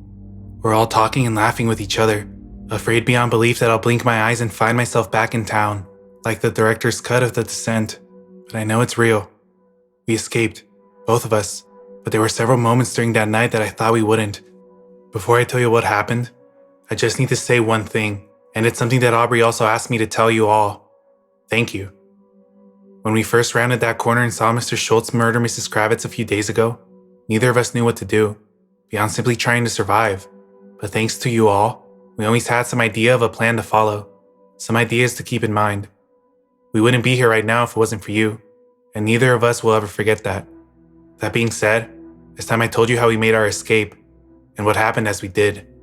After I finished posting my account of what happened yesterday, Aubrey motioned for me to join her at the back door. Looking out, I saw the last remnants of the sun sinking in the sky, casting an almost eerie reddish glow over the town. As I watched darkness fall, a somber thought passed through my mind. This may be the last time the sun ever sets on this place. Aubrey's voice snapped me back to reality. It's almost time, Eddie. We're going to give it another 15 minutes or so, and then we're going. She turned to me, her face still set in the determined look she'd worn when marching out of the basement, but her eyes betrayed the mixture of fear and doubt that lurked behind a brave face. I nodded at her. The two of us agreed to not head straight for the bottom of the ski lifts, as the sentries the general had spoken about would no doubt be watching it. The last thing we needed was to be picked off by a sniper halfway up the mine. "You really think we're gonna make it?" she asked, allowing a bit of vulnerability to break through her facade. It was my turn to put on a brave face. "We're gonna give it a damn good try. That's all I know." She nodded, then looked out the window again. "I can't believe this place will be gone tomorrow. All this." She gestured at the roof of houses and the town beyond. "All we've known our entire lives. After tomorrow, it'll be like it never existed." The thought was almost too much to bear, but I pushed it away.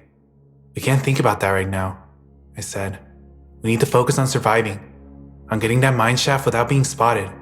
That's all that matters now." A look of gratitude passed over her face, and she quickly pulled me into a short hug before stepping back. "Thank you," she said simply. I allowed the corner of my mouth to lift in a smile and nodded. We both turned away from the door for our packs, as the watch on Aubrey's wrist let out a soft.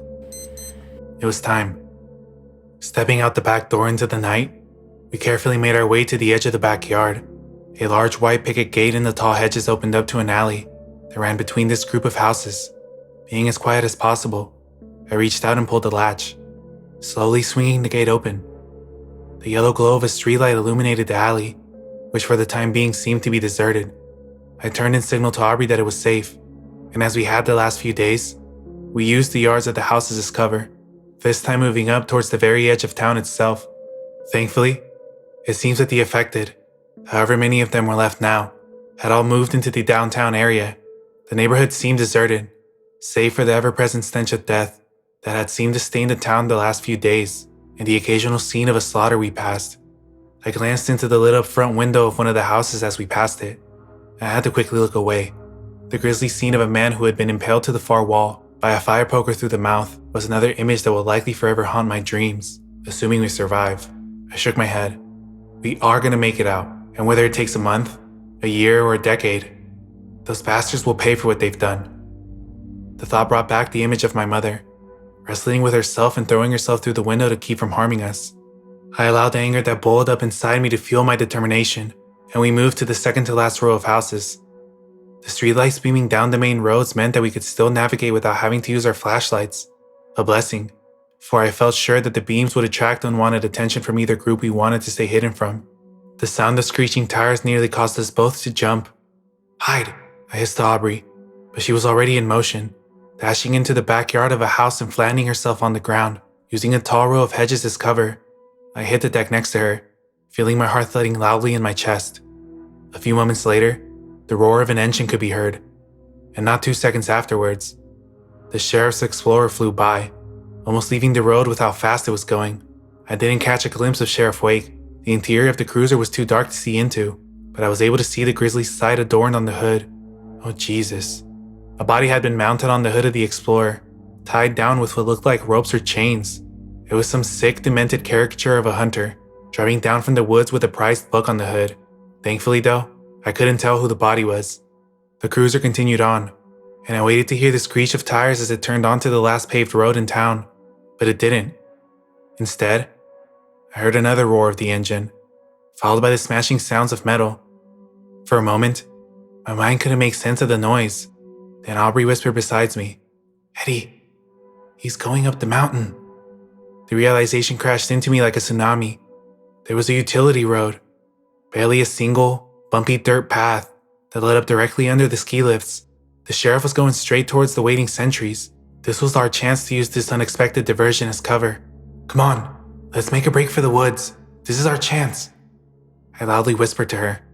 Her eyes wide with understanding. She nodded. Together, we left from our hiding place and ran. Every step we took, I was sure I'd hear a cry of rage from one of the affected, or the piercing sound of a shot ring out from the dark. But nothing happened as we fled across the last row of houses, across the street, and aimed for the thick tree line that marked the border of town. A few moments later, we entered the dark sanctuary of the woods. We stopped to catch our breath for a second, then slowly unhooked our flashlights from our packs. "Keep your light hooded, and try to move as slow and quietly as you can," I whispered. She nodded.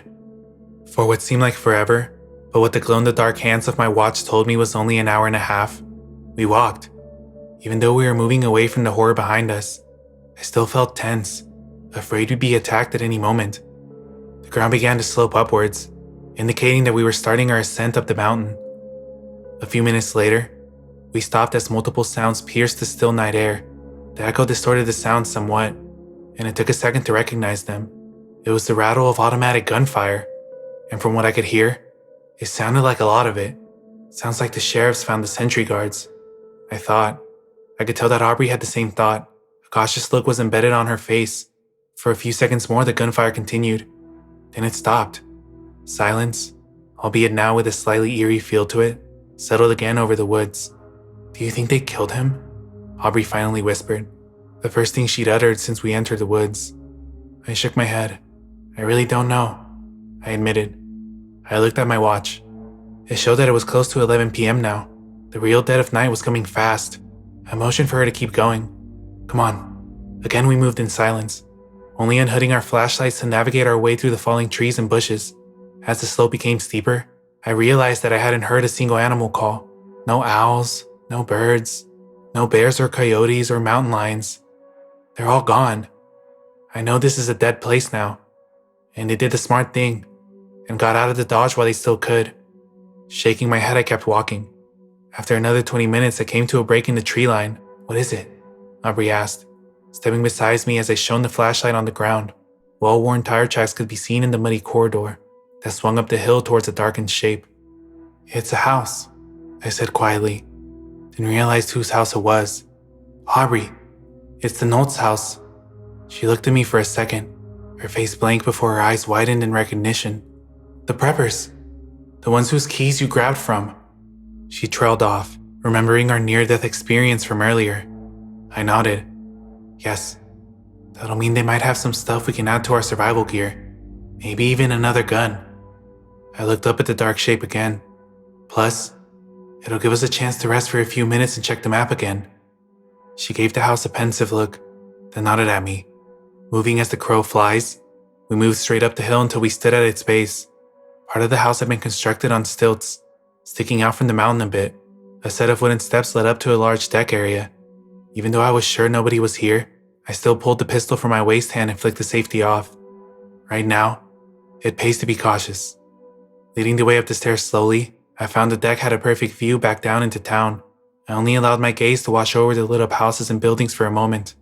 I saw that someone, either one of the affected, or someone else had started a large fire near the edge of the downtown area. The flames rose high into the sky, the orange and red glow shimmering in the dark. Turning away, I pulled the ring of keys from my belt. The third key fit into the door, and with a soft creak, swung open to reveal a dark hallway. Moving inside, I shut the door behind us and locked it again. Unhooding our flashlights, we set down our packs and quickly checked out the house. We didn't dare turn the lights on. The sentries would no doubt see it if we did. Nobody's home, I heard Aubrey call from another room. Sighing in relief, I slid the pistol back into my waistband and turned to pull the map out of the backpack. Pushing aside cans of spray paint and tools that had been placed on a workbench, I spread the map out, focusing the beam of the light on the side of the mountain. The Knowles house wasn't on the map itself, but I had a rough idea of where it was. I traced my finger up to where the sign marking the mine shaft was. Aubrey, we're less than a mile and a half from the mine, I called out to her. I heard her race back into the room. That's great. It means we've made more than halfway up the mountain. A trace of excitement entered her voice. And look what I found hanging over the bed in the back room. I turned around, aiming my flashlight to see what she held up. For a moment, I blinked to make sure I was seeing things correctly. I felt my eyes widen, and I let out an astonished half laugh. Holy shit, dude. In Aubrey's left hand, she held a box of what the label stated were 12-gauge shotgun shells, but it was the hulking shape that she balanced in her right hand that caught my attention. I looked at it, my gaze shifting from the metal folding stock to the imposing barrel. That's a freaking Spaz 12, I breathed out. A military shotgun from the 80s. The Knowles must have paid a pretty penny for it. She placed the shotgun and the shells on the table. I figure our odds of survival just went up a few notches. She stated, smiling slightly. I couldn't help but smile as well. The shotgun did drastically increase our chances of making it to the mine shaft. Even if we ran into a sentry or two, we'd be on a much more level playing field than with just a pistol. Well, now that we have two guns here, I said, pulling the pistol from my waistband again and holding it out to her.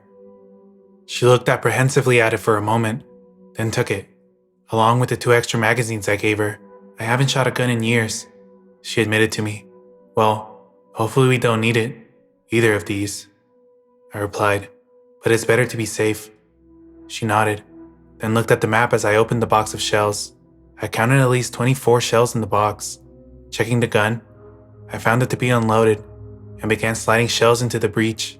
After 8 shells, it refused to take any more. I placed the box of remaining shells into my pack, then turned to Aubrey. Well, you ready? I asked her. She turned to me and nodded, and we picked up our packs, slinging them on. That was when a loud sound came from outside, from farther up the mountain. What the hell? Snatching up the shotgun, I flicked both safeties off. Kill your light, I said to Aubrey. A moment later, we became enshrouded in darkness. The sound came again, accompanied by a crashing sound. Moving to the large window, which looked out the back of the house and up the mountain, I swung my gaze around. A blinding flash of light made me squint my eyes shut. Opening them again, I suddenly saw what was flying towards us. A surge of adrenaline and horror flooded every fiber of my being. I turned and sprinted into the room we'd been in, snatching Aubrey's arm as she'd been coming to stand next to me. Move! I screamed. The world around us seemed to explode. The sound of exploding glass, tearing wood, and screeching metal sounded about what I thought the end of the world must be like. I felt the house beneath my feet shake, and for a moment, the bright lights flashed over us. The roar of an engine almost deafening. Another ear-piercing crash came from the front of the house, along with the sounds of something heavy crashing to earth. Then silence. For a few moments we simply stood there, I could feel Aubrey shaking slightly in my grasp. Then we stepped out of the room. The entire right side of the Knowles house was gone. In its place was a massive hole that opened up to the night sky. But what the hell was that? Aubrey asked, her voice shaking. I turned to look out the hole on the other side of the house, but couldn't see anything. The house shook again slightly, now made unsteady from the destruction. Come on, we need to get out of here, I insisted, pulling on her arm. Unlocking the back door, we stepped out onto a rocky area. I had felt sure of what I'd seen flying straight at me like a missile, but I needed to be sure. Glancing around and holding the shotgun in unsteady hands, I moved so I could see down the hill. I freaking knew it. Resting about 400 or 500 feet down against a tree was the Sheriff's Ford Explorer. It lay on its side, completely destroyed from its flight through the house and down the hill. The headlights cast bright white beams into the woods, and smoke had begun billowing up from underneath the hood. Aubrey stepped next to me and looked down, then back up at me. Was he in it? She asked me. I wanted to lie to her, to tell her that I was sure he had been, but the truth was, I didn't know, so I answered honestly. I honestly hope so. She looked around. But didn't we hear him fighting with the sentries? They should have killed him. I just stared down at the destroyed cruiser. An almost animalistic wariness and fear had settled over me, and I turned and looked around at the almost pitch-black tree line about 20 feet away from us. He could have jumped out. He could be waiting for us. I forced myself to breathe slowly, feeling a bit more reassured by the heft of the shotgun in my hands. Even if he had done that, he likely would have lost his rifle, and one blast from this would put him down for sure. I finally spoke. We can't stop to think about that now. If those sentries are anywhere near us, they'll have heard the crash. We need to keep moving and get out of here before we're spotted. Aubrey looked at me. Her eyes hardened instantly, and nodded. I said a silent prayer of thanks for how tough my friend was. We both needed to be, to make it the final bit out. Come on then, she said, and began moving towards the trees. I followed close behind, and still, feeling the uneasy feeling in my gut, we moved into the next set of trees. We continued upwards for another half hour. I saw no trace of anyone, but I refused to let my guard down. I kept my grip on the shotgun, aiming it around almost every tree we passed. I was thankful that we had chosen to put on the heavier coats and hiking boots. The air was becoming chilly the farther we went up. At one point, a branch snapped somewhere off to our right, and we both stopped, aiming our guns in the direction of the noise. After a minute of nothing appearing, though, we continued on. The trees became more spaced out, less clumped together, and I realized we were close to the mine shaft. I had seen photos of the entrance in the town's visitor center, and knew we'd have an open space for about 500 or 600 feet to run before reaching it. And then it appeared in the gloom. I could see the cavernous rectangular opening, looking like the yawning mouth of a monster, and somehow even darker than everything around it. I could also see several small buildings around it, as well as a decaying conveyor belt feeding out from the entrance. I took a deep breath, hearing my exhalation shake slightly. It was both from fear and exhilaration, the latter because we were so close now to actually escaping, and the former because I felt terrified that this was where we'd be cut down, by anyone or anything. The thought of dying so close to freedom was almost unbearable, and I forced the mental image of my own broken body lying in front of the entranceway. Okay, when I count down from 3, we don't stop, we don't hesitate, we don't think. We just run like hell for the entrance, okay?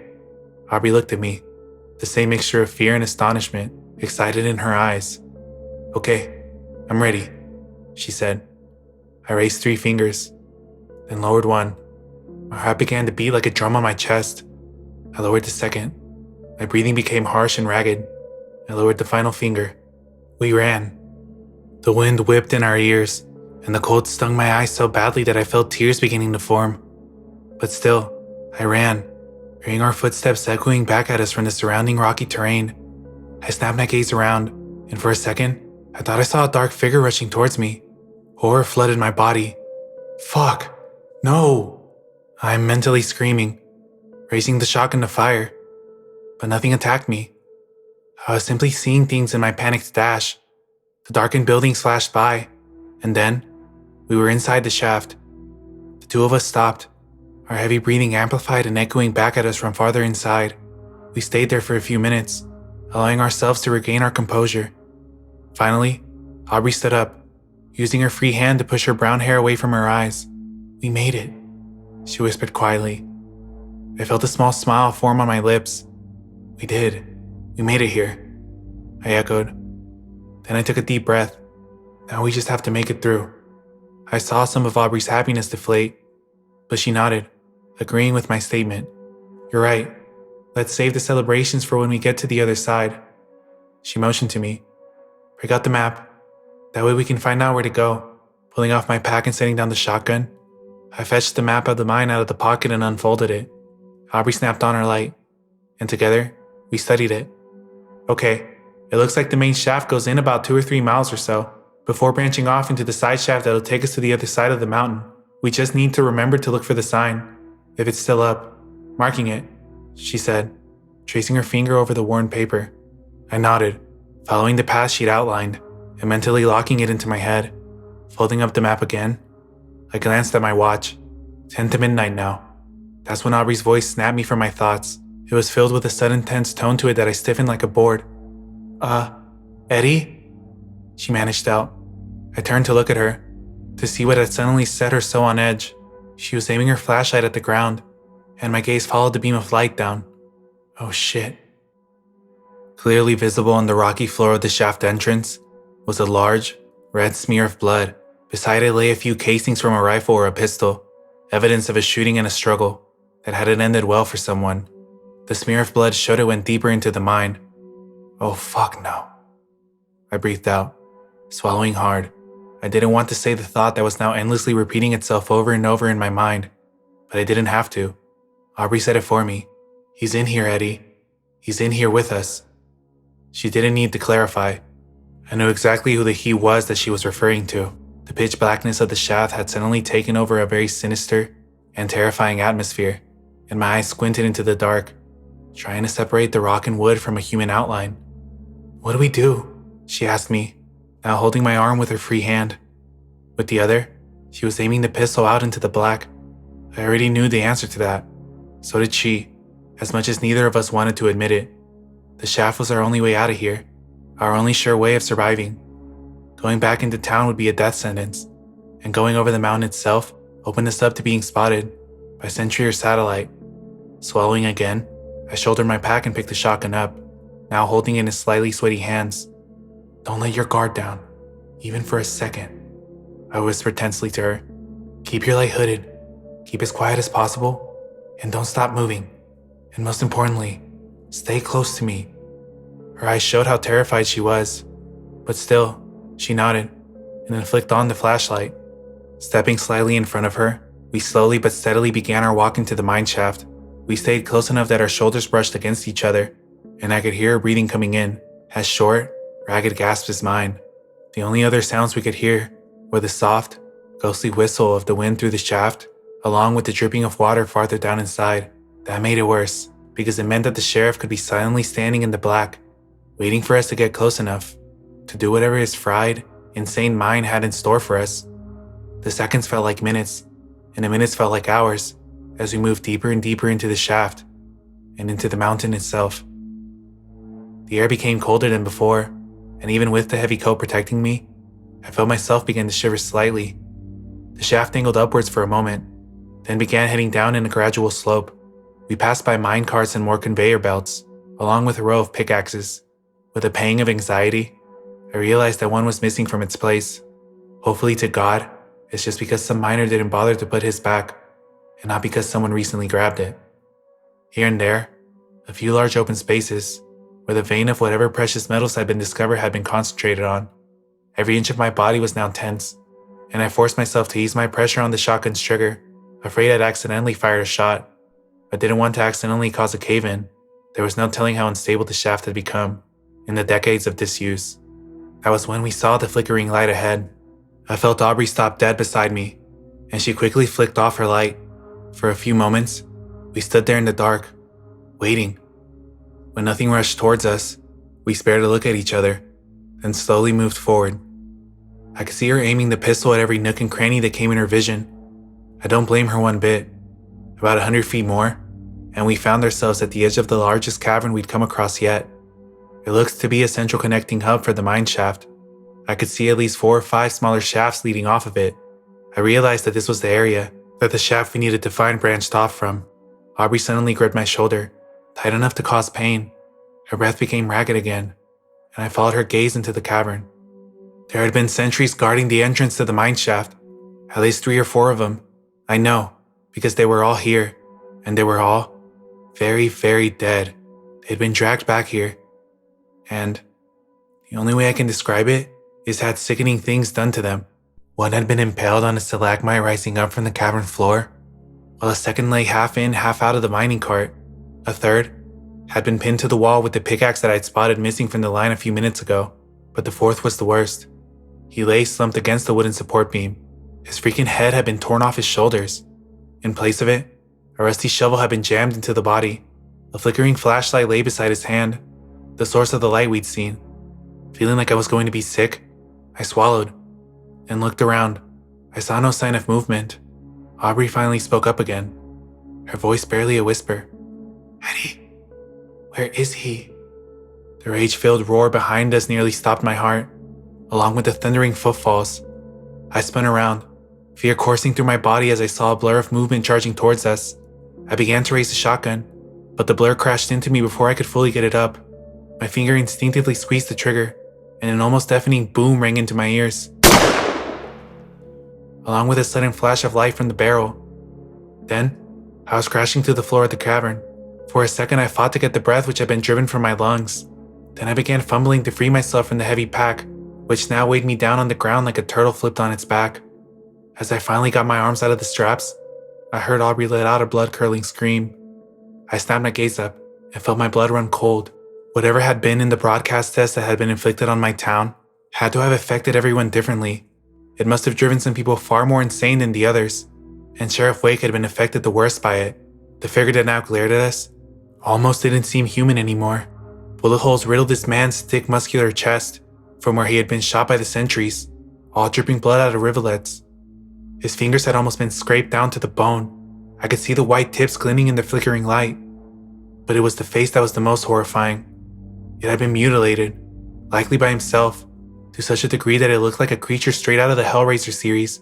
He had no eyelids or lips, and his teeth were coated with blood. The blood-red eyes moved between me and Aubrey, as if sizing up who to attack first.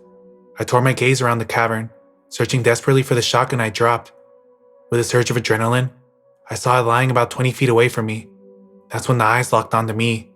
I saw a huge Bowie knife in his hand. I didn't think, I just ran. I dashed for the shotgun, seeing the figure explode into motion out of the corner of my eye. I stretched my arm out, the barrel getting closer and closer to my outstretched fingers. I screamed as I felt something slash at my back, the searing pain coursing through me. I fell to the ground, now less than 5 feet from the gun. Spinning around, I found the sheriff towering over me. The knife now dripped blood from the blade. My blood. I tried to scramble backwards, but he took a step forward and brought his foot down on my ankle. I screamed out from the pain that shot through my leg, and I saw a look of sadistic fury cross his features. He raised the knife, and I closed my eyes, praying that Aubrey would escape and that I would have a quick death. The sound of gunshots rang out, and I opened my eyes to see the man stumble forward. Looking behind him, I saw Aubrey moving into the room, aiming the pistol at him. She kept pulling the trigger until it clicked empty. The sheriff spun towards her, snarling with rage, as she ejected the magazine and grabbed another. But he'd taken his weight off my foot. It was free. As he began to step towards her, I reached out. My fingers caught the barrel, and I snatched the shotgun up. Jumping to my feet, I saw Aubrey dodge the knife slash that had been aimed for her throat. She looked terrified, and I knew she wouldn't be able to dodge the next slash. "Hey!" I screamed, aiming the gun. The sheriff spun around, his eyes locking with mine. I pulled the trigger. The deafening boom rang out again. As soon as I knew my aim had been true, I turned away. I didn't want to see the man's head explode from the buckshot, but I heard his body fly back, crashing into something that let out a loud crack. I wasn't even able to take a second to breathe when the rumbling began. The entire cavern began to shake violently, and I dropped the shotgun, almost falling on my hands and knees. I cast a look towards the form of the still sheriff. He'd crashed into one of the support beams when he'd flown backwards. The whole cavern is about to collapse. I looked at Aubrey and saw the same horrific realization filling her face. "Run!" she screamed, pointing at the shaft to my left, the shaft that had a sign marked exit painted in white letters. Sprinting to and snatching up my pack, We dashed for the shaft. As the boulders and dirt began to crash down from the ceiling, dust and dirt filled my lungs as I ran. I saw Aubrey enter the side shaft and leapt in after her, without a moment to spare. In seconds, the entire cavern had been caved in. Behind us was an immovable wall of dirt and rock. We lay there for a few minutes, coughing softly and trying to catch our breath. "Are you okay?" I asked Aubrey in the dark. I let out another cough. Yeah, I'm okay." I felt tears stinging my eyes as I realized how close to death I'd been. "Thanks," I added. I felt a hand on my shoulder. I was about to speak again when I heard the muffled sound of someone yelling on the other side of the cave-in. We both froze. "Yes, sir. It looks like one of the subjects made it up into the mine shaft." A moment of silence. "No, sir. It looks like some of our men stopped him, but there was a cave-in. We lost our men as well as him." Another moment. "No, sir. I don't believe anyone else got through here. And with the cave-in, no one will be able to now. The exit is blocked." A final moment of silence. "Roger that, sir. Withdrawing to a safe distance. Over and out." And with that, the sound of the voice died away. We could faintly hear the sounds of retreating footsteps. Then silence. After a moment, we stood up. Neither of us said anything. We just began walking. When we emerged into the open air at the exit of the shaft, the fresh air felt better than I'd realized it had. The two of us looked at each other. "We made it, Eddie," Aubrey exclaimed, then flung herself into my arms. We laughed and cried, both in relief at having survived and in sorrow for all that had been lost. Then she pulled back, still smiling. "Come on, let's get out of here," she said. Together we made our way down the other side of the mountain. As the night gave way to dawn, when we reached the road, we stuck out our thumbs until a passing 18-wheeler stopped to pick us up, giving some story about being hikers who had gotten lost. We hauled ourselves into the cab. As we accelerated away from the hell we'd experienced these past few days, I looked out at the sun, which now seemed to have a hopeful gaze to it. Deep inside myself, I felt the horror I'd experienced the last few days. I felt the grief welling up inside of me for all the people who had been turned into a science experiment, who would likely be dead soon, if they weren't already. I thought of my mother, but I pushed it away, focusing on the white clouds in the sky. There would be time for grieving later. There would be time for planning later. But for now, it was simply time to enjoy still being alive. I felt Aubrey's hand close to mine, and I looked at her. She smiled, and I smiled back. We hitchhiked until we got out of the state, and we kept going. That's where I am now. I won't say where we are right now, but it's far enough away that I feel safe. Nobody knows we're alive. They all think we died with the town, and that will keep us safe for now. I honestly don't know what they did to wipe it off of the face of the earth. I can only imagine. But every attempt I've made to look up our town yields no results now. Not in Google, not in Bing, nowhere. It's completely gone. And now we're going to disappear. Aubrey and me. We don't know where we'll go, but we're going to disappear for a long while. We're going to hide away and we're going to plan. We're going to find a way to make these people who did those horrific things to our town pay, no matter what it takes. But for now, I'm just happy to be alive. But I have one final warning. If you ever hear about those emergency broadcast tests happening in the future, whether you live in a small town or a big city, turn off your phones, turn off your radios, turn off your TVs. Because those people are still out there. They're still perfecting and honing that weapon they're making. And who knows where they'll end up testing it next.